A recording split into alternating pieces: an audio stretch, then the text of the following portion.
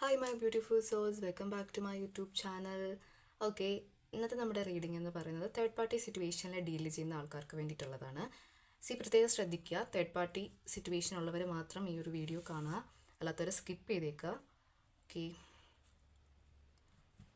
നമുക്ക് റീഡിങ്ങിലോട്ട് പോകാം. ഓക്കെ, നമുക്ക് റീഡിംഗ് നോക്കാം. നിങ്ങളോടുള്ള ഫീലിങ്സ്, നിങ്ങളുടെ പാർട്ട്ണർക്ക് നിങ്ങളോടുള്ള ഫീലിങ്സും അതുപോലെ തന്നെ തേർഡ് പാർട്ടിയുള്ള ഫീലിങ്സും എന്താണെന്നാണ് നമ്മൾ നോക്കാൻ പോകുന്നത്. ഓക്കെ, ഇതൊരു ജനറൽ റീഡിംഗ് ആണ്. നിങ്ങൾക്ക് റെസണേറ്റ് ആകുന്ന കാര്യങ്ങൾ മാത്രം എടുക്കുക, അല്ലാത്തത് വിട്ടേക്കുക. You versus third party. ഒരിക്കലും ഫോഴ്സ്ഫുള്ളി നിങ്ങളുടെ ലൈഫിലേക്ക് ഒരു റീഡിങ്സും അട്രാക്റ്റ് ചെയ്യാതിരിക്കുക. ഓക്കെ, നമുക്ക് നിങ്ങളോടുള്ള ഫീലിങ്സ് ആണ് ഫസ്റ്റ് നോക്കാം.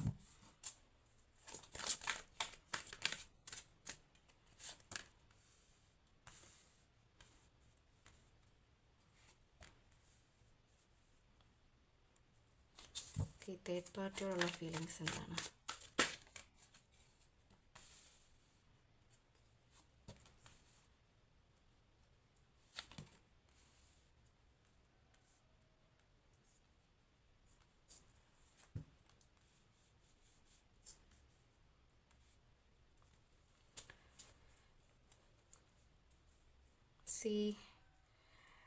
എനിക്കിവിടെ മനസ്സിലാക്കാൻ പറ്റുന്നത്, ഇത് കാണുന്ന മെജോറിറ്റി ഓഫ് ആൾക്കാരും ഡീല് ചെയ്യുന്നത് ഒരു തേർഡ് പാർട്ടി ഉള്ള ആൾക്കാരെ തന്നെ ആണെന്നാണ്, ഒരു തേർഡ് പാർട്ടി സിറ്റുവേഷനിലാണെന്നാണ് മനസ്സിലാക്കാൻ പറ്റുന്നത്.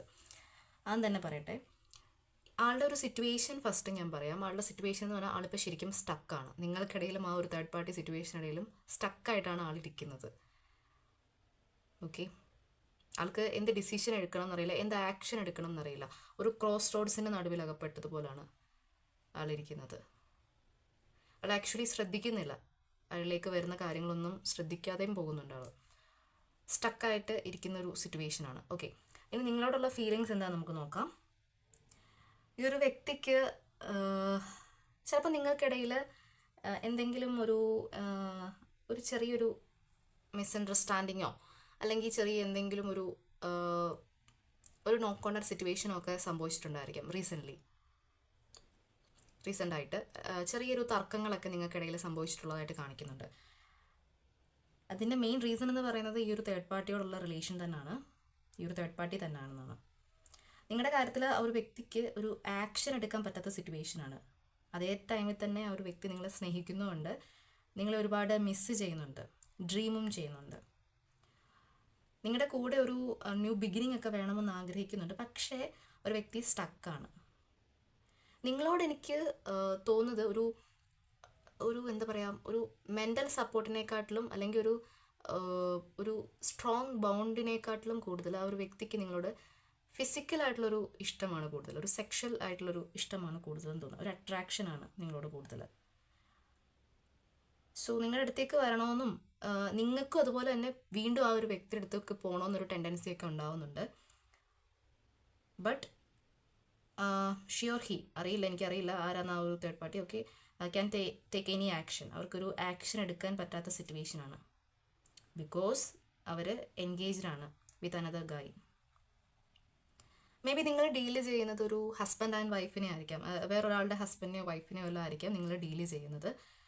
അതുകൊണ്ട് തന്നെയാണ് അവർക്ക് നിങ്ങളിലേക്ക് വരാനായിട്ടൊരു ബ്ലോക്കേജ് ഉണ്ടാകുന്നത്. കാരണം ശ്രദ്ധിച്ചാൽ അറിയാം, ഇവരുടെ റിലേഷൻഷിപ്പിനൊരു ജസ്റ്റിസ് കാണിക്കുന്നുണ്ട് ഈ ഒരു തേർഡ് പാർട്ടിയോടുള്ള സിറ്റുവേഷനിൽ. കാരണം ഇതിനകത്ത് മേ ബി കുട്ടികൾ ഇൻവോൾവ്മെൻ്റ് ആയിട്ടുള്ള സിറ്റുവേഷൻ നടന്നിട്ടുണ്ടായിരിക്കാം. ഓക്കെ, നിങ്ങൾക്കിടെ ഒരു കുട്ടി ഇൻവോൾവ് ആയിട്ടുള്ള ഒരു സിറ്റുവേഷൻ നടന്നിട്ടുണ്ടായിരിക്കാം. അതുകൊണ്ട് തന്നെ അവരുടെ ഒരു റിലേഷൻ എന്ന് പറഞ്ഞാൽ കുറച്ചും കൂടെ ഒരു സ്ട്രോങ് ആയിട്ടാണ് കാണിക്കുന്നത്. ഫാമിലിയുടെ സപ്പോർട്ട് കാണുമായിരിക്കും അവരുടെ റിലേഷൻ. നിങ്ങളുടെ റിലേഷൻഷിപ്പിനെക്കാട്ടിലും കൂടുതൽ ആ ഒരു തേർഡ് പാർട്ടിയുള്ളതിന് ഫാമിലി സപ്പോർട്ട് കൂടുതൽ കാണുമായിരിക്കും. അവരുടെ ഭാഗത്താണ് ജസ്റ്റിസ് നിൽക്കുന്നത്. അവർ ആഗ്രഹിക്കുന്ന പോലെയാണ് വിജയം അവരുടെ ഭാഗത്തുമാണ്. ഓക്കെ, പക്ഷെ നിങ്ങൾ ഭയങ്കര സ്ട്രോങ് ആണെന്ന് ആ വ്യക്തിക്ക് അറിയാം, നിങ്ങൾ കാര്യങ്ങൾ നല്ലപോലെ ഡീല് ചെയ്യുന്ന ആൾക്കാരാണെന്നും അറിയാം. പക്ഷെ ആ വ്യക്തിക്ക് ആക്ഷൻ എടുക്കാൻ പറ്റാത്ത സിറ്റുവേഷനാണ്.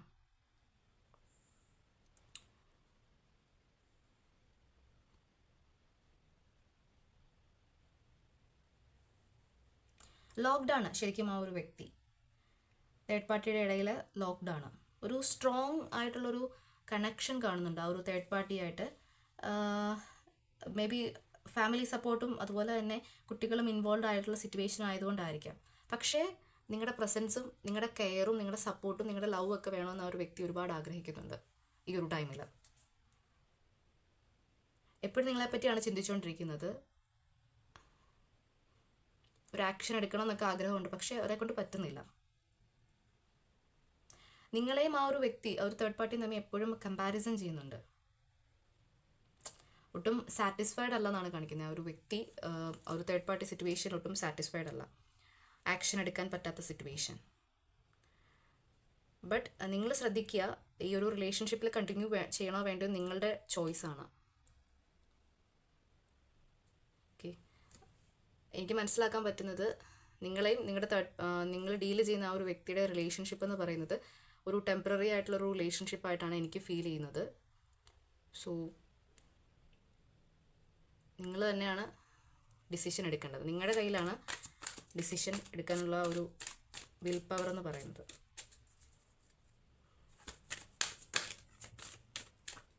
നമുക്കിതിൻ്റെ ഒരു ഔട്ട്കമ്മും കൂടെ നോക്കാം ഈ ഒരു റിലേഷൻഷിപ്പിൻ്റെ. അവർ ശരിക്കും നിങ്ങളെയും അവരെയും വേണമെന്നുള്ള രീതിയിൽ ഇങ്ങനെ സ്റ്റക്കായിട്ട് നിൽക്കുകയാണ്. രണ്ടും വേണം എന്നുള്ള രീതിയിൽ.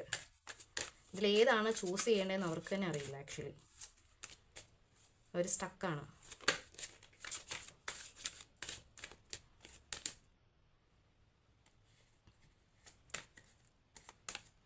അവർ വർക്ക് ചെയ്യുന്നുണ്ട്. ഈ ഒരു റിലേഷൻഷിപ്പിൽ എന്തെങ്കിലും ഒരു ചേഞ്ച് വരാൻ വേണ്ടിയിട്ടൊക്കെ അവർ വർക്ക് ചെയ്യുന്നുണ്ട്, ട്രൈ ചെയ്യുന്നുണ്ട്, ഹെൽപ്പ് ചോദിക്കുന്നുണ്ട് പല ആൾക്കാരോടും. ബട്ട് സ്റ്റക്ഡാണ്. മേ ബി നിങ്ങൾ കോണ്ടാക്റ്റിലില്ലാത്ത ആൾക്കാരാണെന്നുണ്ടെങ്കിൽ ഒരു കമ്മ്യൂണിക്കേഷനൊക്കെ വരുന്നുണ്ട് നിങ്ങൾക്ക് പെട്ടെന്ന് തന്നെ. ഒരു കോളോ മെസ്സേജോ അങ്ങനെ എന്തെങ്കിലും ഒരു കാര്യം, അല്ലെങ്കിൽ നിങ്ങൾ ചിലപ്പം ഫേസ് ടു ഫേസ് മീറ്റ് ചെയ്യുന്നതായിരിക്കാം. എന്തോ ഒരു കാര്യം നിങ്ങളിലേക്ക് വരുന്നുണ്ട്. കൺഫ്യൂഷനാണ് ഒരു വ്യക്തിക്ക്. ഇതിൻ്റെ ഒരു ഔട്ട്കം എന്ന് പറയുന്നത് നിങ്ങൾക്ക് ഒരുപാട് ബേർഡൻ തരുന്നതായിട്ട് ഫീൽ ചെയ്യുന്നുണ്ട്. ഒരുപാട് ബേർഡൻ ആണ് എന്നാണ് കാണിക്കുന്നത്.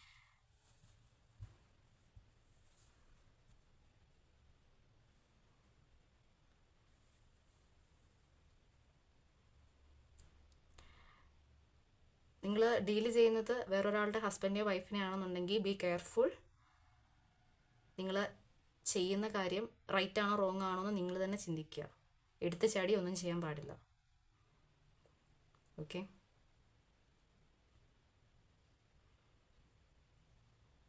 നിങ്ങൾക്ക് തന്നെ ഒരു ഹെവിനെസ് നിങ്ങൾക്ക് തന്നെ ഫീൽ ചെയ്യുന്നുണ്ട്. മുന്നോട്ട് എങ്ങനെ പോകുന്നതെന്നോ എടുക്കുന്നത് തന്നെ നിങ്ങൾക്ക് തന്നെ കറക്റ്റായിട്ട് ഒരു ഐഡിയ ഇല്ലാത്ത സിറ്റുവേഷൻ. കൺഫ്യൂസ്ഡ് ആണ് ആ ഒരു വ്യക്തിയും നിങ്ങളും.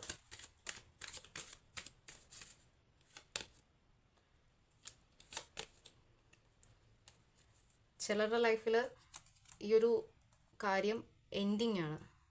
ഈ ഒരു സൈക്കിള് എൻഡ് ആയതായിട്ട് കാണിക്കുന്നുണ്ട് ചിലരുടെ സിറ്റുവേഷനിൽ.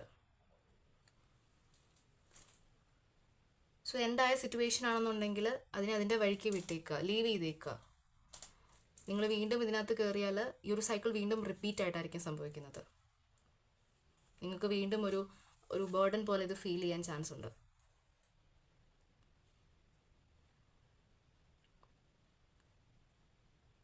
നിങ്ങൾ സ്ട്രോങ് ആണ്, നിങ്ങൾക്ക് വിൽ പവർ ഉണ്ട്, നിങ്ങൾക്ക് മനസ്സിലാക്കാനുള്ള കഴിവും ടാലൻറ്റും എല്ലാം ഉണ്ട്. സോ നിങ്ങളത് അനുസരിച്ച് ബിഹേവ് ചെയ്യുക, പെരുമാറുക.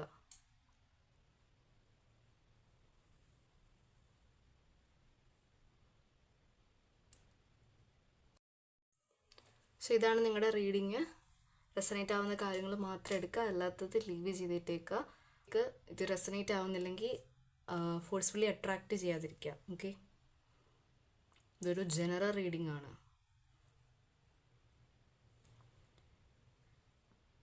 So thank you.